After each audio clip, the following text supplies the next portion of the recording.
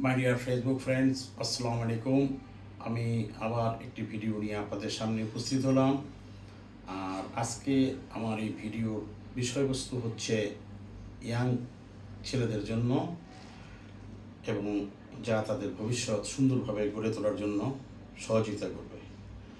আপনি যদি একজন সার্থক ব্যক্তি হতে চান, তাহলে আপনাকে প্রথমে একজন ভদ্রলোক হতে হবে এবং এই ভদ্রলোক হওয়ার জন্য নিচের 6টি বিষয়ের প্রতি আপনাকে লক্ষ্য রাখতে হবে। প্রথমত, যদি আপনার বয়স 25 বছরের নিচে হয়, তাহলে আপনি কখনোই মেয়েদের পিছনে ঘোরাফেরা করে সময় নষ্ট করতে পারবেন না।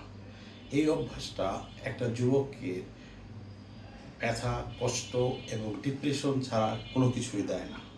কাজেই এই বয়সটায় মাথা ঠিক রেখে আপনাকে আপনার ভবিষ্যৎ কেরিয়ার করে তুলতে হবে।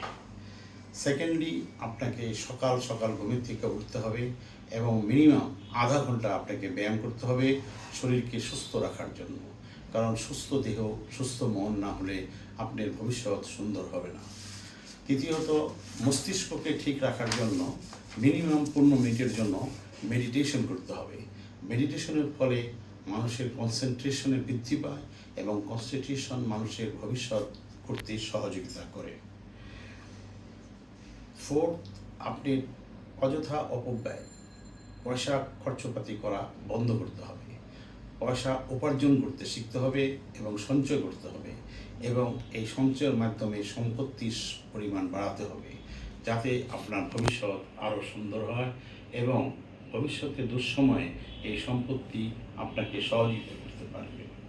সবসময় মা বাবার সাথে ভালো ব্যবহার করতে হবে, তাদের আদেশ নিষেধ সুন্দরভাবে ফলো করতে হবে, কারণ মা বাবাই একমাত্র গার্জেন যে আপনার ভালো নিঃস্বার্থভাবে চায়।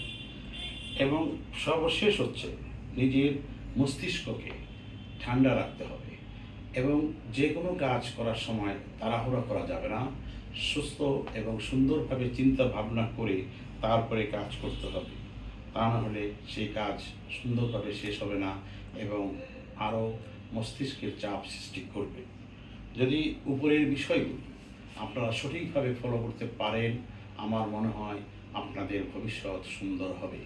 এখানে একটি কথা বলি, সেই প্রথম পয়েন্টের উপরে ভিত্তি করে যারা এই 25 বছরের নিচে যারা মেয়েদের পিছনে সময় নষ্ট করেন, তাদের উদ্দেশ্যে বিল গেটস একবার একটা বিশ্ববিদ্যালয়ে কনভোকেশনে বলেছিলেন, তোমরা এখন মেয়েদের পিছিয়ে ঘুরে সময় নষ্ট করো না, নিজেদেরকে প্রতিষ্ঠা করো।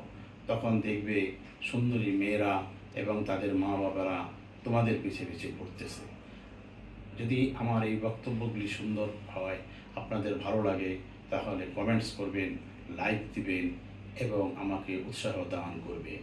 Thank you.